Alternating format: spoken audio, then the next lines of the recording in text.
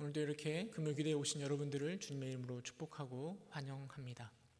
날씨가 많이 추워졌는데요, 환절기에 감기 조심하시기 바랍니다. 코로나 시대에 감기에 걸리면 참 우리의 삶이 좀 더 피곤해지는 것 같습니다.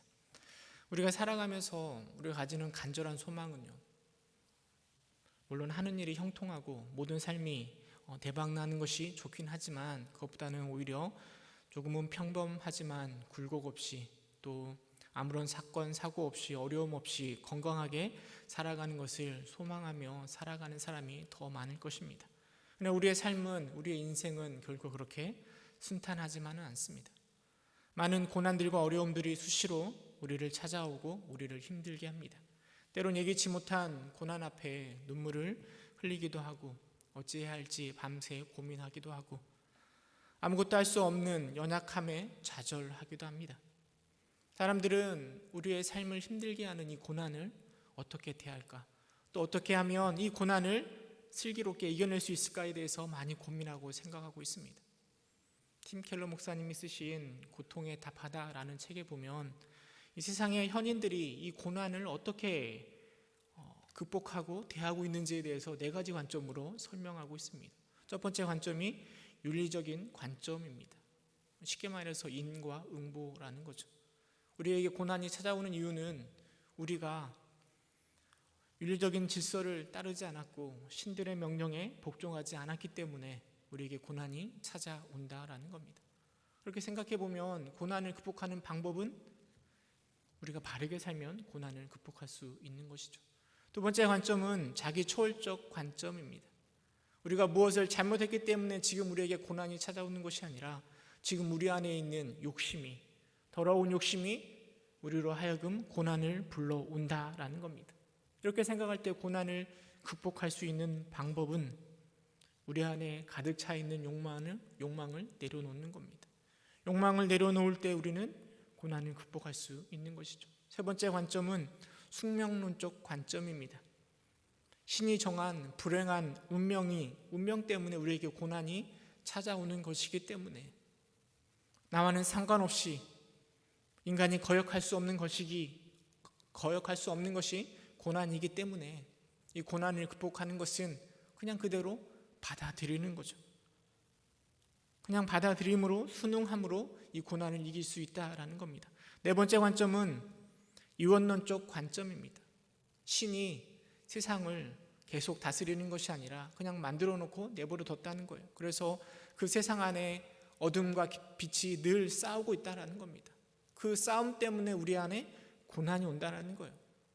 그래서 우리에게 고난이 올 때 우리는 가만히 있어야 되는 것이 아니라 그 고난과 맞서 싸워 고난을 극복해야 된다라고 이야기하는 거죠.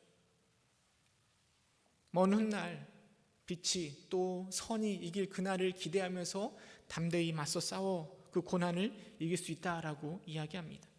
세상의 현인들은 이렇게 고난을 어떻게 대하고 어떻게 극복할지를 이야기하고 있는데요, 여러분, 하나님을 믿는 우리들은 어떻게 고난을 대하고 이것을 어떻게 극복할 수 있을까요? 사실 우리는 엄청난 고난 앞에 서 있습니다. 우리뿐만 아니라 전 세계가 코로나라는 바이러스의 고난 앞에 서 있습니다. 그냥 단순히 질병이 우리를 힘들게 하는 것뿐만 아니라 질병 때문에 우리의 관계가 힘들어지고 있고 우리의 경제가 어려워지고 있고 우리의 일상생활이 힘들어지면서 우리의 삶에 소소한 행복들이 다 사라지고 있는 참 어려운 삶을 살아가고 있습니다. 뿐만 아니라 신앙 안에서도 큰 어려움이 있습니다. 감사하게도 이번 주부터 사회적 거리두기가 1단계로 하향되면서 대면 예배가 허락되었는데요, 예배 드리는 것조차 힘든 삶을 살아가고 있습니다. 교회 사역이 많이 위축되고 있고요, 비대면으로 인터넷에서 신앙생활을 할 수 있고 예배 드릴 수 있다라고 말은 하지만 우리는 전혀 준비가 되어 있지 않은 것 같습니다. 이 엄청난 고난 앞에 하나님을 믿는 우리 기독교인들은 이 고난을 어떻게 대하고 어떻게 받아들여야 될까요? 코로나뿐만 아니라 우리에게 수시로 찾아오는, 우리의 삶 속에서 수시로 나타나는 이 고난을 어떻게 대하는 것이 더 성경적이고 또 하나님이 바라는 것일까요? 특별히 오늘 이 늙은 시인의 시를 통해서 그 고난을 대하는 방법에 대해서 함께 생각해보고 은혜를 나누고자 합니다. 우리가 읽은 시편 71편은 어느 늙은 성도의 믿음의 고백을 담고 있습니다. 특별히 고난에 대해서 어떻게 받아들이고 어떻게 그것을 극복할 수 있는가를 잘 보여주고 있는 시라라고 말씀드릴 수 있습니다.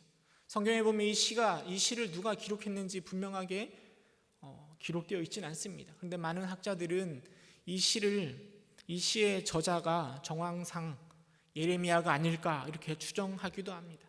우리 교회에서 새벽에 예레미야서를 묵상하고 있는데요, 여러분들이 잘 아시다시피 예레미야는 눈물의 선지자이고 많은 고난을 당한 선지자입니다. 그가 이방인에게 고난을 당하는 것이 아니라 자신이 사랑했던 자기 이스라엘 백성들에게 고난을 당하였습니다. 이스라엘 백성들에게 멸망이라는 하나님의 뜻을 전달함으로 인해서 그 백성들에게 배척과 고난을 받은 비운의 선지자입니다. 저는 이 시의 저자가 예레미야라고 단정할 수는 없지만 예레미야서를 묵상하면서 느꼈던 예레미야의 그 감정들이 이 시에 잘 나타나 있지 않나 이렇게 생각되어집니다.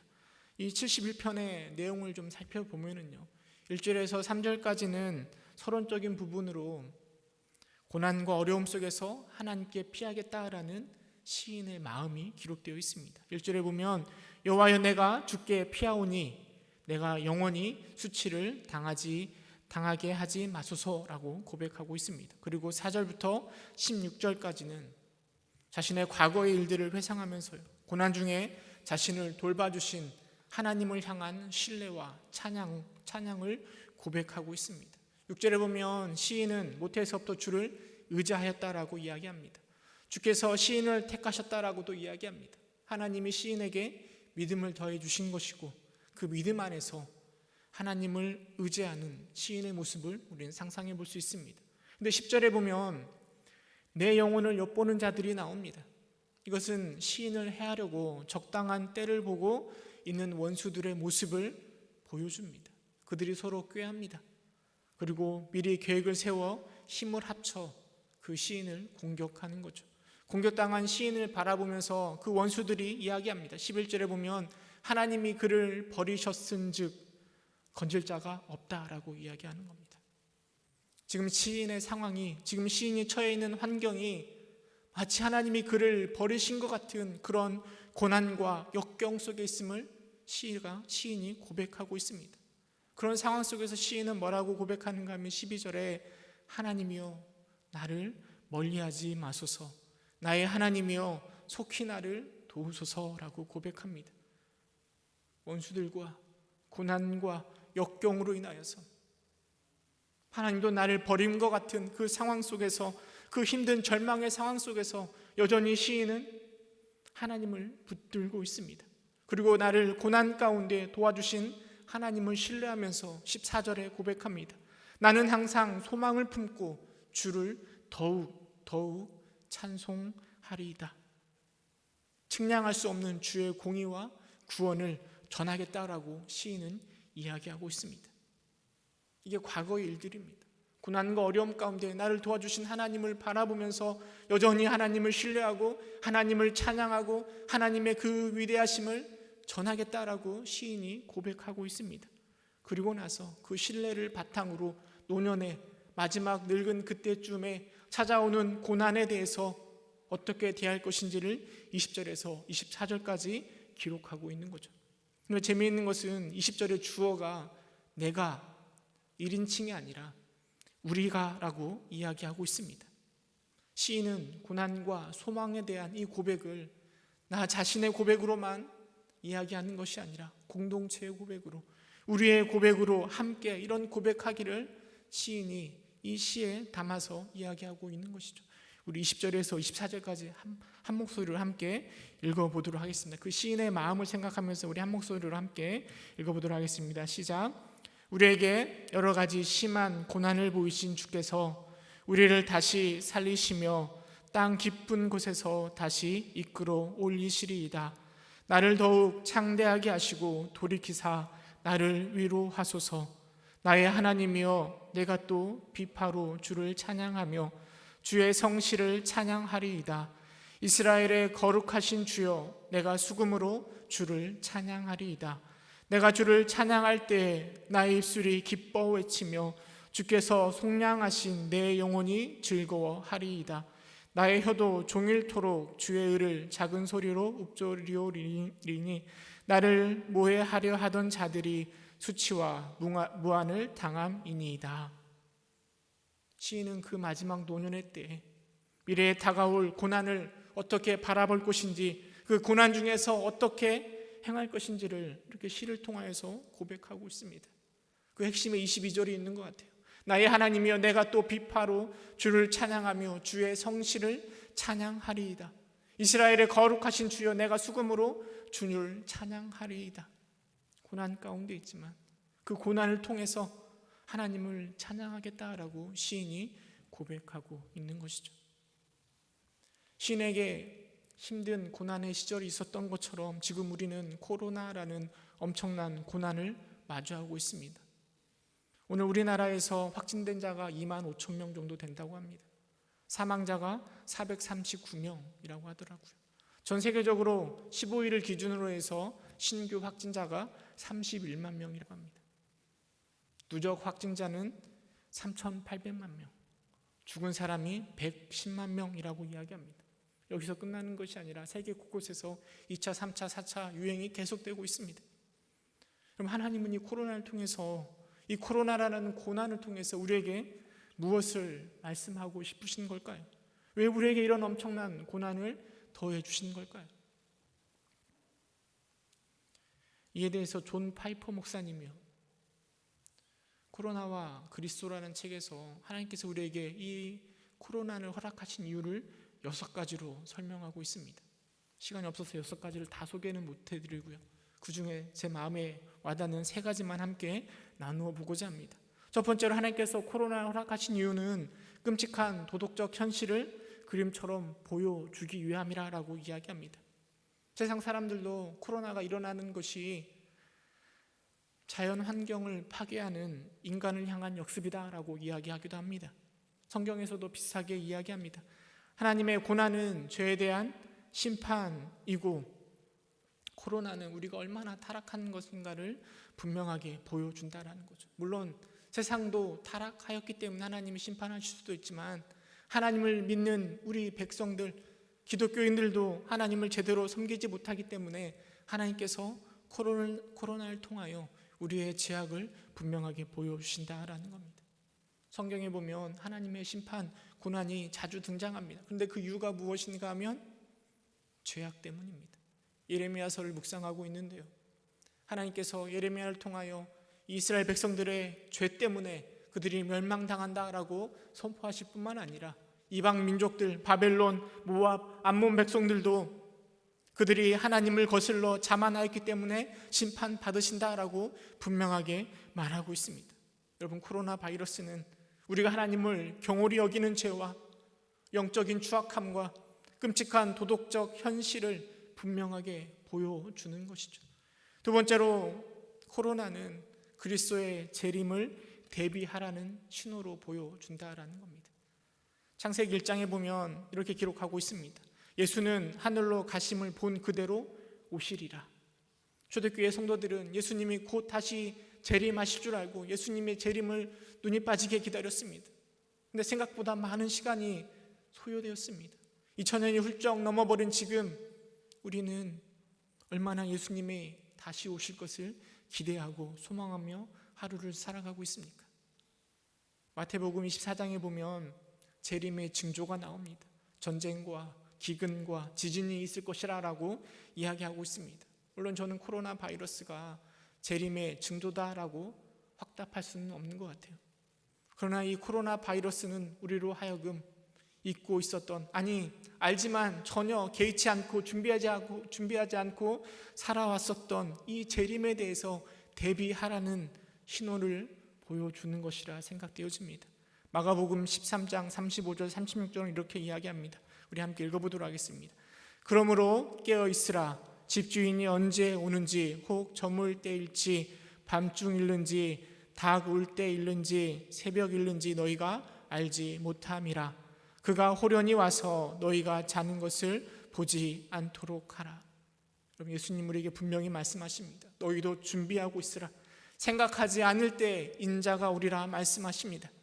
여러분, 우리는 준비되어 있습니까? 예수님의 재림이 준비되어 있습니까? 언제 오실지 모르지만 우리는 정말 깨어 있습니까? 코로나가 우리로 하여금 그 재림을 대비하라라고 신호를 보내주고 있는 것은 아닐까요? 세 번째로, 코로나는 그리스도의 무한한 가치 앞에 우리의 삶을 재정렬하라는 신호를 보여주고 있습니다. 여러분, 우리가 믿고 있는 예수님이 어떤 분이십니까? 요한복음 1장 14절에 보면 말씀이 육신이 되어 우리 가운데 거하심에 우리가 그의 영광을 보니 우리 아버지의 독생자의 영광이요 은혜와 진리가 충만하더라라고 이야기하고 있습니다. 시간이 없어서 예수님이 누구인지 여러분들에게 장황하게 설명드릴 수는 없지만, 세상을 창조하시고 우리를 구원하시기 위하여 하나님께서 예수 그리스도를 통하여 베푸신 은혜가 무엇인지 우리는 너무나 잘 알고 있습니다. 우리는 그 예수 그리스도를 믿고 있으며 따르는 자들입니다. 그런데 과연 우리의 삶은 따르는 자다운 삶의 모습을 살아가고 있습니까? 때로는 고난이, 때로는 재난이 우리로 하여금 회개를 촉구하기도 합니다. 그리스도라는 무한한 가치를 바라보면서 살아가는 우리의 삶을 재점검하고 다시 정비하여서 거룩의 자리로 나아오라라는 하나님의 부르심 가운데 우리에게 코로나가 허락된 것은 아닐까요? 여러분, 코로나가 우리의 일상을 바꾸어 놓았습니다. 우리가 신앙생활 할 때요, 과거에는 공동체에 함께 묻어서 갈 수 있었습니다. 그냥 주일 오전 예배만 잘 참석해도 우리의 신앙을 유지할 수 있었습니다. 그런데 코로나가 이런 공동체의 기능을 하지 못하도록 하고 있습니다. 코로나가 우리의 신앙을 아주 개인적인 곳으로 바꾸어 놓았습니다. 몇 달째 영상 예배를 들으시는 분들은 아마 잘 아실 겁니다. 우리가 정말 주의 깊게 집중하지 않으면, 스스로 정말 다짐하고 나를 점검하지 않으면 영상으로 드리는 예배에서 바른 예배자 되는 것이 결코 쉽지 않습니다. 앉고 싶고 눕고 싶고 나태해지기 십상입니다. 더군다나 누구도 간섭하지 않는 그 신앙의 모습 가운데 대충 내 볼일 보면서 그렇게 예배 시간을 보낼 수도 있는 것입니다. 이건 단순히 예배만을 말하지 않습니다. 하나님과의 관계에 있어서 각자의 자리에서 개인적으로 내 영성을 쌓아야 되는 순간이 코로나를 통하여서 우리에게 다가왔습니다. 철저하게 개인적인 신앙의 깊이를 하나님께서 코로나를 통해서 우리에게 요구하시는 것 같습니다.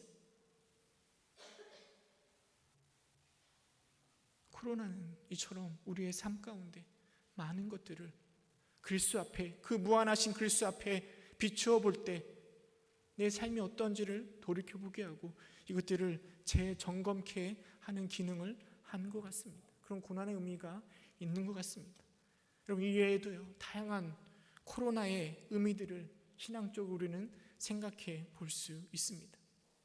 그런데 여러분, 우리가 고통의 고난의 터널을 지나고 있을 때 고난에 담긴 의미를 우리가 발견할 수 있을까요? 고난 중에 있을 때 하나님께서 왜 이 고난에 어떤 의미를 통하여서 우리에게 주셨는가를 우리가 생각해 볼 수 있을까요? 시편 71편을 살펴보면 시인은 고난의 의미가 무엇인지, 왜 하나님이 이런 고난을 허락하셨는지에 대한 이야기를 담고 있지는 않습니다. 사실 고난이라는 것은 어떤 철학적인 문제, 어떤 철학적인 의미를 담고 있는가라는 문제 이전에 실제 위기입니다. 고난이 왜 우리에게 허락되었는가, 물론 중요한 역할을 할 것입니다. 그러나 그것을 생각하기에 앞서 지금 당장 눈앞에 놓여있는 나를 잠 못 이루게 만들고 두렵게 만들고 절망하게 만드는 이 고난을 어떻게 극복해야 하는가, 이게 더 실제적인 질문이 되지 않겠습니까? 그럼 어떻게 하면 이 고난 앞에서 살아남을 수 있을까요? 이 코로나라는 이 고난을 어떻게 하면 우리가 슬기롭게 잘 극복해 나아갈 수 있을까요? 시편 기자도 동일하게 이야기하는 것 같습니다. 고난에 하나님의 어떤 의미가 담겨져 있을까를 말하기보다는 어떻게 하면 이 고난을 극복해 나아갈 수 있을까를 더 많이 서술하고 있는 것 같습니다. 특별히 시인은 고난 앞에서 돈독한 하나님과의 관계를 지속적으로 이야기하고 있습니다. 어쩌면 시인은 하나님과의 이 친밀한 관계가 고난을 이겨냄에 있어서 가장 중요한 것이라고 인식하고 있는 것 같습니다. 그래서 고난 중에도 하나님을 향한 신뢰를 바탕으로 하나님께 피하기를 고백하고 있습니다. 고난 중에도 나를 멀리하지 마소서라며 하나님이 나와 함께 하시기를 소망하며 고백하고 있습니다. 고난 중에라도 측량할 수 없는 주의 공의와 구원을 전하고 소망을 품고 하나님을 찬양하겠다라고 시인은 기록하고 있습니다. 친밀한 관계를 유지하는 것을 시인은 계속해서 고난 중에 고백하고 있습니다. 루터가 뭐라고 얘기했는가 하면 고난을 제대로 맞서려면 거리낌 없는 양심을 으뜸이 되는 전제로 삼았다고 말하고 있습니다. 거리낌 없는 양심이라는 것은 하나님 앞에서의 거리낌이 없는 것이고요. 이것은 시련을 참고 견디려면 하나님과 예수 그리스도와 화평한 상태가 되어야 한다라는 것을 말해주고 있습니다. 여러분, 우리가 고난을 잘 극복해낼 수 있는 가장 좋은 방법은 우리 예수 그리스도와 거리낌 없는 화평한 상태를 유지할 때입니다.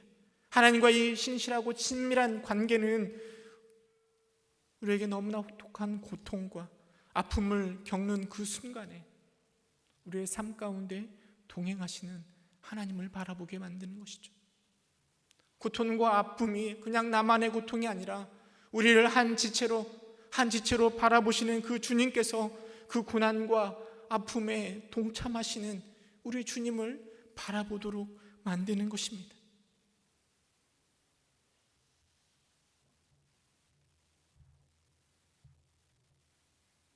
여러분, 우리는 이 어려운 고난을 하나님과의 관계 안에서 극복할 수 있는 것입니다.